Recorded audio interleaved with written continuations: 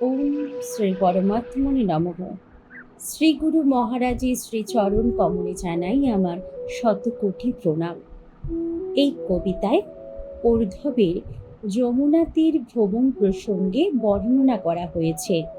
শুরু করছি পরমহংস জ্ঞানানন্দ মহারাজ রচিত গিরিনির্ঝর কাব্যগ্রন্থের অন্তর্গত প্রথম খণ্ডের হর্ষ বিভাগের সপ্তম কবিতা ঊর্ধ্ব উঠেছে ভোরে। ঊর্ধ্ব উঠেছে ভোরে, চলে যমুনার ধারে। শুনিল সে গোপিকার গীত, কৃষ্ণ ভাবনামৃত, কৃষ্ণ সমর্পিত চিত। রবিগণ শ্রীকৃষ্ণ আশ্রিত। ময়ূরে ধরা তলে নাচে সে পেখম মেলে।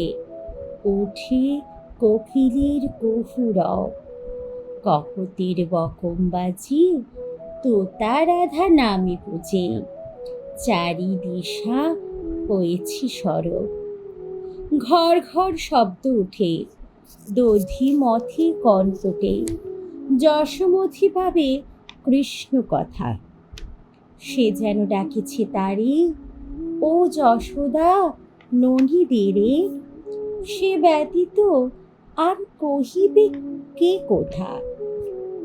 ব্রজপুর নাগরী কাঁখিতে কাগরি, ছমছম বাজিছে নূপুর।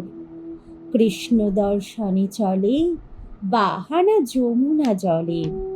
স্বরূপ সে অতি সুমধুর, রূপ গুণ বল তার ঐশ্বর্যের অবতার।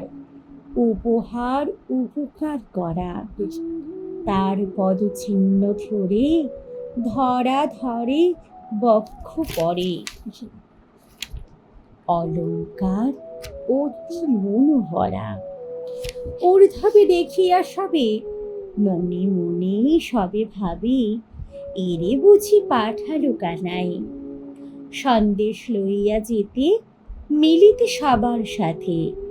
কে বা বলে ব্রজেতে সে নাই, এক পদ ব্রজে ছেড়ে সে কি চলে যাবে উড়ে। গোপী ছেড়ে গোপাল কি হয়, অকৈতব কৃষ্ণ প্রেম যেন সে কোষিত প্রেম। রাধা কৃষ্ণ হয় সর্বময়। হরি ওম তৎসৎ।